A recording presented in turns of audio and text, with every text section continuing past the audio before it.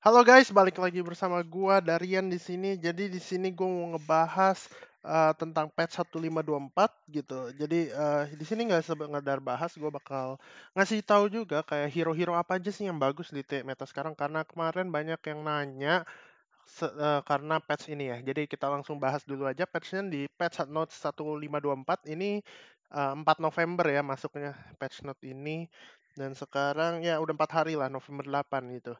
Jadi gue banyak banget dapat pertanyaan mengenai patch ini kayak hero apa aja sih yang jadi bagus karena banyak offline yang di nerf sebenarnya kan. Jadi mari kita langsung lihat aja. Balmond base damage naik di early game, turun di late game jadi fix ya 400. Physical attack bonus juga dikurangin, extra damage of enemy HP loss ini yang dinaikin.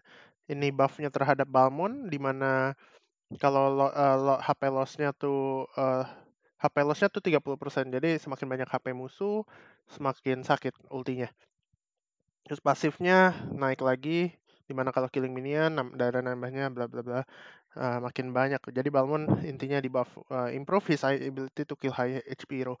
Jadi kemampuannya di improve sama Mobile Legends, developer Mobile Legends Mountain untuk membunuh hero-hero yang dengan HP yang tinggi. Terus yang kedua ada Aldous di mana dia dibilang weak, very weak in early game, yaitu sangat lemah di early game. Tapi di late game tuh dia tuh hampir nggak terkalahkan gitu. Jadi ini yang suka pakai Aldous biasanya di tier-tier epic gitu, epic legend kan. Jadi ketika itu menjadi late game, eh, jadi nggak bisa terkontrol, tapi di early game-nya tuh sangat susah gitu. Jadi yang dilakukan adalah diseimbangin, dibalancing sama Munton, di mana base damage skill satunya tuh dinaikin, jadi lebih gampang untuk last hit minion yang untuk ngumpulin stack dan cooldown-nya bahkan dikurangin di early game jadi 4 ya dari 5 walaupun di late game dinaikin dan extra damage per stack-nya itu dikurangin satu. Jadi lumayan banyak kalau misalnya kayak 152 stack kali 7 sama kali 6 jelas beda gitu. Jadi itu yang dibahas. Aldous dibagusin di early-nya, tapi di late game-nya rada dikurangin, gitu. Dan, ketiga ada Lapu-Lapu, di mana pasifnya lagi-lagi dinaikin, shield boost-nya, eee, kalau di late game, rada kurang kan, jadi dia shield boost-nya naik 50 sampai 65, ultimate physical attack bonus of the third attack 180 sampai 210%. Jadi ultinya kalau, yang pukulan ketiganya ya, nah itu jadi third attack-nya tuh jadi 210%, pukulan ketiganya tuh jadi 210%, jadi makin sakit untuk lapu-lapu itu sendiri. Terus kita mulai ke nerf, yaitu Barats, di mana Barats terlalu tebal dan juga nggak bisa dikalahkan annoying hero yang sangat mengganggu. Jadi pertama atributnya diturunin, physical damage, defense-nya ini gila banget sih nerfnya. Ini hampir setengahnya gitu. Jadi base di physical defense dari 25 sampai 12 diturunin sampai setengahnya 50% atribut defense-nya diturunin. Lalu pasifnya juga di mana setiap stack-nya itu boost defense-nya itu tadinya 3 sampai 6 sekarang jadi 2 sampai 5. Resilience boost 3% menjadi 2%. Kalau bagi yang nggak tahu apa itu resilience? Resilience itu adalah di mana kekuatan eh,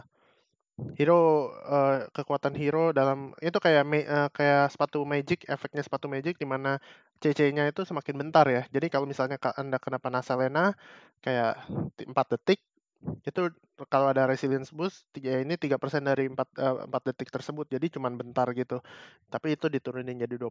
Jadi bisa dibilang CC-nya yang kena ke dia makin cepat selesai lah. Itu resilience gitu. Dan ultimate-nya devouring extra stack of big guy dikurangin jadi dari 369 jadi 345 doang. Extra stack kalau dia makan dapat makan ya. targetnya. Jadi 9 ini yang biasa kayak cuma 16 stack, tapi begitu makan langsung 25 gitu kan biasanya. Terus kita juga lihat Uranus di mana shield dan HP regennya diturunin dari 35 sampai 50% jadi 20 sampai 30. Jadi bener-bener parah parah parah parah parah separah-parahnya. Jadi di late game kayak level 12 ketika udah max level ultimate-nya itu seperti kayak baru level 4 di zaman dulu ya. Di zaman sebelum patch ini. Alucard dinaikin base damage-nya skill 2, terus Teresa cuman fix the incorrect damage. Oke, jadi itu aja untuk patch-nya, patch notes. Gue bakal melanjut bahas ke hero tier list yang udah gue buat. Dan ini dia. Jadi hero tier list untuk meta patch 1524. Gue mulai berawal dari XP Lane. Menurut gue Alice itu tier S+, dimana menurut gue seharusnya menjadi prioritas karena Alice satu ada mobility, dia ada clear waves, terus ada kemampuan untuk ngegendong di late game-nya kayak comeback mechanism yang dipilih Alice itu gede banget. Jadi misalnya kalau kalian posisi kalah di early game, mau sekalah apapun kalian, kalau Alice kalian mendapatkan cukup gold untuk menjadikan item-itemnya, satu momen pek langsung kembali semua, langsung benar-benar langsung gamenya berbalik. Dan itu membuat Alice sangat valuable karena high ground defense, kayak tier 3-nya, hit inhibitor turret, yang bisa dijagain dengan gampang juga, kayak dia punya clear wave yang cukup annoying, terus damage-nya yang sakit, jadi tier S overall. Nggak perlu dijelasin lagi kenapa itu di XP lane, ada yang suka di gold lane, ada yang suka di XP lane, tergantung masing-masing orang. Tapi kayak di sini gue taruh Alice di gold lane juga karena either way emang hero-nya yang bagus aja gitu, bukan nggak masalah dia di lane apa. Kalau di XP lane dia cepat level 4, lebih cepat gampang dapat clear wave-nya, tapi kalau di gold lane berarti dia lebih cepat dapat itemnya gitu. Perbedaannya. Yang kedua adalah lapu-lapu, di mana kita lihat sendiri di patch kali ini bahwa ini tuh di buff. Jadi lapu-lapu itu bisa menghadapi banyak sih menurut gua. Jadi kayak Barats dan juga Uranus tuh sebenarnya kalah di lane melawan lapu-lapu. Sustain-nya tuh benar-benar gila, yang baru damage-nya benar-benar tinggi gara-gara anti CC hanya karena revamp heroes. Jadi ini menurut gua lapu-lapu hero terkuat kedua setelah Alice. Dan tapi balik lagi bahwa lu harus bisa maininnya ya. Jadi kayak lu benar-benar harus put your time into it. Jadi menyediakan waktu untuk belajar hero-nya gitu.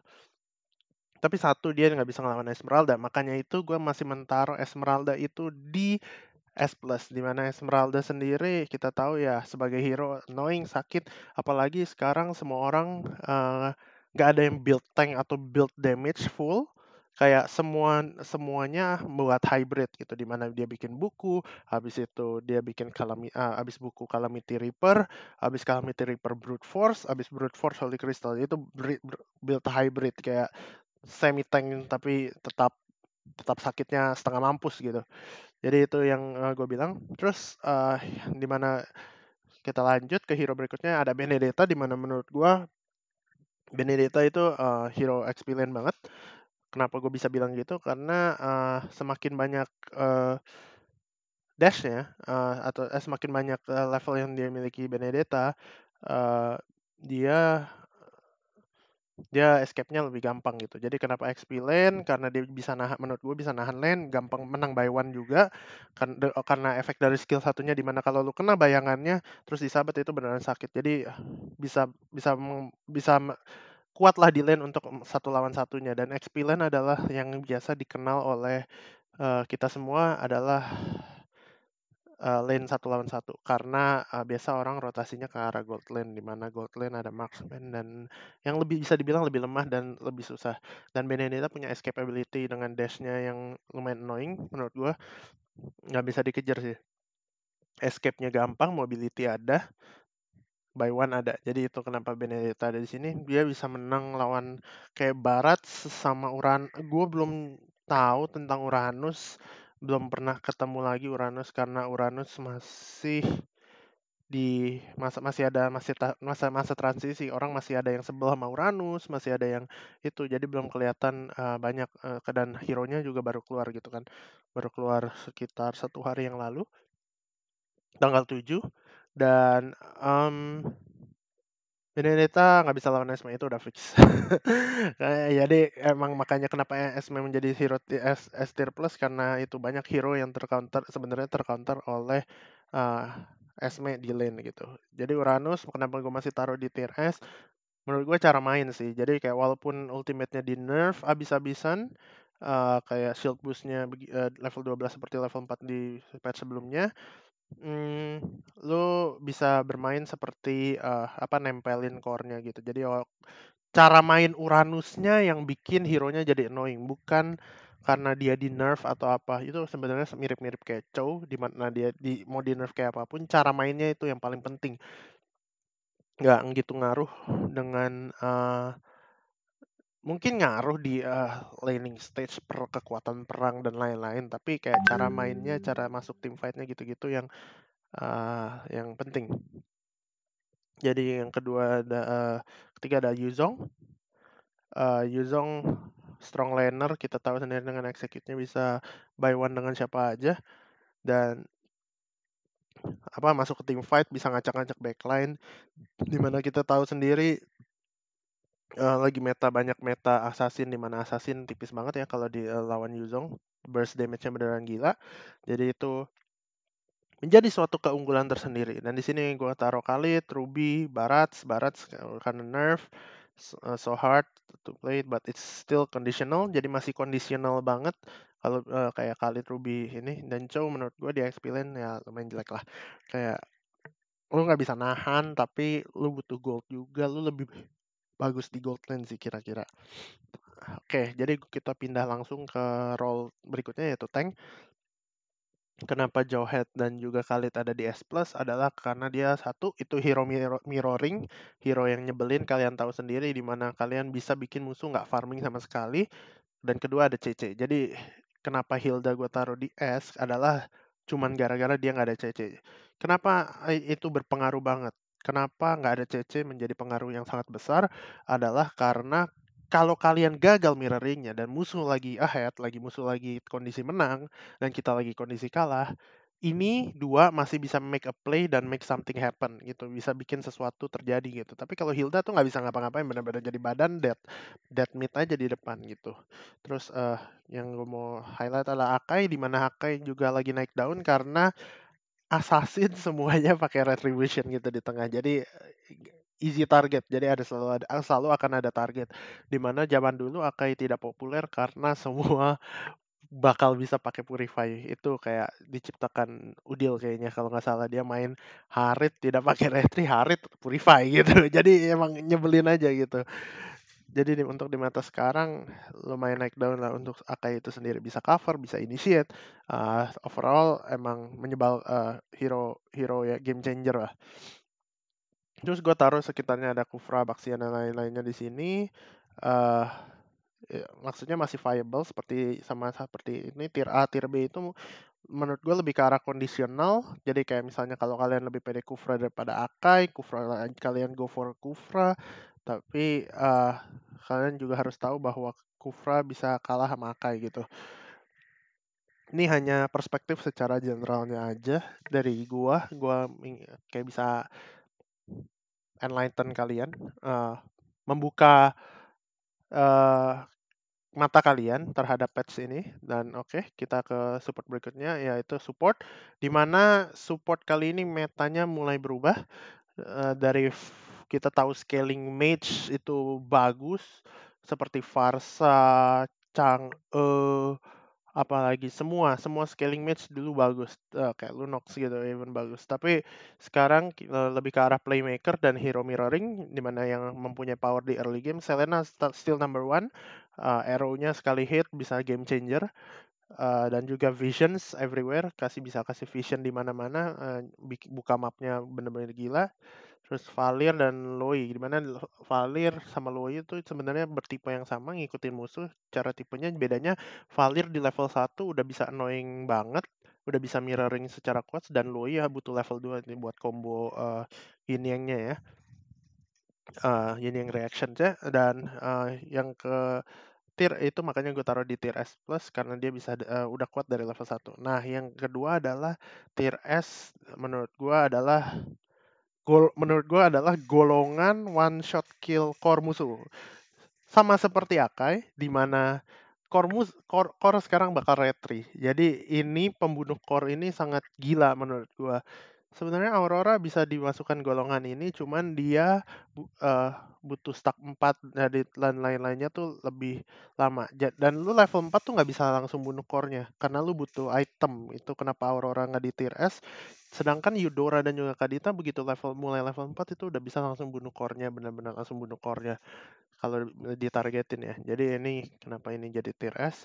Dan kenapa Varsa masih di atas dan Chang'e di bawah? Karena Varsa punya power lebih di early game, di mana dia bisa skill 1 pukul, dan skill 2. Skill 2-nya masih sakit, skill 1-nya masih annoying karena ada CC, berbeda dengan Chang'e gitu. Lalu Nox bisa kalau lagi lawan tebel-tebel, very conditional. Kalau lawan tebel-tebel bisa ditembusin oleh Lunox support gitu. Kita ke core, menurut gua core nggak ada yang spesial karena sebenarnya mirip-mirip, sedangkan dengan each other gitu kan. Eh, di sini gua nggak taruh Yi Sun Sin, ada alasan. Eh, jadi gua nggak naruh Yi Sun Sin karena menurut gua Yi Sun Sin itu gua nggak bisa taruh di mana-mana. Nggak ada specific classification yang benar-benar naruh Yi Sun Sin tuh bakal bagus. Kayak Yi Sun Sin bagus, itu tergantung tim gitu. Jadi makanya kenapa gua nggak mau naruh di gold lane atau bahkan di core, karena yang bisa pakai Yi Sun Sin kalau emang bisa mainnya ya bagus-bagus aja. Dia akan selalu bagus gitu. Tier S lah basically. Tapi kalau dia nggak bisa main, nggak gitu terlalu memahami gamenya kayak gimana rotasinya dan kapan harus agresif, kapan harus pasif, itu benar-benar Yi Sun Sin tiernya tuh bisa drop ke B. Jadi kenapa gue nggak taruh itu, karena itu benar-benar tergantung skill. Jadi gue jelasin terlebih dahulu di sini bahwa Yi Sun Sin tetap sesuatu yang bisa ada di meta sekarang, cuman tidak secara general gitu, tergantung orang yang bisa pakainya atau tidak. Tapi yang secara general adalah menurut gue yang paling kuat adalah Harit. Kenapa? Karena Harit level 4 tanpa butuh item juga udah bisa berantem, dan dia dari level 4 sampai late game tuh kuat terus, bener-bener kuat terus. Dari semakin late game semakin semakin membantai-bantai orang gitu, makin sakit lah. Eh, sedangkan kayak hero early game yang assassin seperti Helcurt dan juga Lancelot, di mana scaling late gamenya sebenarnya malah jelek gitu kan. Kayak Hayabusa pun bahkan bagus di late game, tapi dia harus masih main pick off gitu, harus main bunuh satu-satu, menculik, nggak bisa main di tim fight 5 lawan 5. Sedangkan Harit bisa benar-benar barbar, bisa nyulik, bisa bisa 5-5-5, benar-benar gila gitu. Dan Link seperti kita tahu dia item dependent sama buff Reliant, bergantung banget sama buff dan juga itemnya. Jadi tapi masih bagus untuk dijadiin core untuk zaman sekarang. Karena dia masih punya ultimate-nya yang bisa keluar masuk dengan gampang, bisa tembusin tembok segala macam. Dan di sini AB itu kenapa gua taruh Brody di A, karena dia tuh menurut gua susah nge-clear jungle. Jadi apa perbedaannya ini sama Brody? Brody adalah attack speed-nya rendah, di mana dia harus bunuh jungle-nya tuh mukul 3 kali gitu atau 4 kali. Itu takes so much time gitu, dan lu jadi core itu harus retry ya. Jadi lu kalau retry tuh gampang mati sebagai Brody gitu. Jadi gua nggak sangat tidak menyarankan, apalagi kayak misalnya ada Aurora atau Eudora gitu, ini udah pasti mati sih Brody, udah nggak bisa ngapa-ngapain. Bener-bener nggak bisa ngapa-ngapain. Roger masih bagus, tergantung orang yang make, tergantung ya itu tergantung kalau emang kalian berasa pede pakai Roger, dia masih bagus, tapi kalian harus tahu bahwa defense dia berkurang dari di patch sebelumnya. Jadi kalian harus tahu kapan harus keluar masuknya. Itu Benedetta gua nggak nyaranin sama sekali. Menurut gua dia nggak bisa ngelawan 3 tank tank dan juga support di tengah, itu benar-benar susah. Dia clearnya nggak gitu cepet juga, jadi bukan sesuatu yang gue sarankan untuk main di tengah sih untuk Benedetta itu sendiri gitu. Dan kita berlangsung ke gold lane. Tadi gue udah jelasin Esma sama Alice, sama lah, same stuff untuk penjelasannya. Tapi ini Brody, kenapa gue taruh S+, karena Brody bisa ngelawan semuanya di gold lane. Dia bisa zoning sedemikian rupa sampai musuhnya tuh nggak bisa nggak nyentuh buff sama sekali. Otomatis kayak kalau lu punya Brody di side lane, otomatis lu kemungkinan besar tuh menang lane gitu. Sampai akhirnya dia dibantuin ya. Mungkin musuhnya ngebantuin gitu, itu mungkin itu baru ya. Ya mungkin bisa kalah gitu. Tapi selama itu lawan satu, selama orang masih melakukan rotasi buff biru, buff merah atau segala macamnya, kalian akan tetap aman. Selama laning stage, kalian pasti menang di lane gitu.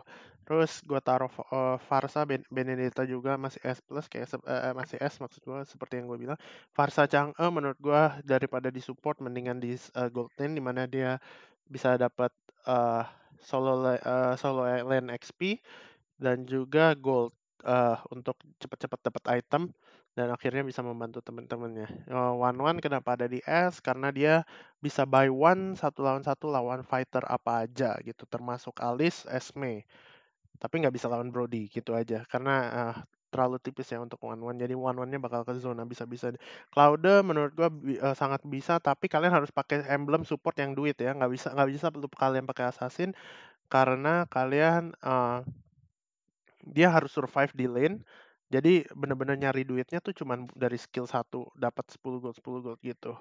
Dan sisanya itu bener-bener sesuai kondisional gitu. Hayabusa misalnya lawannya one bisa menang satu lawan satu karena kita tahu sendiri level 4-nya Hayabusa pasti kill.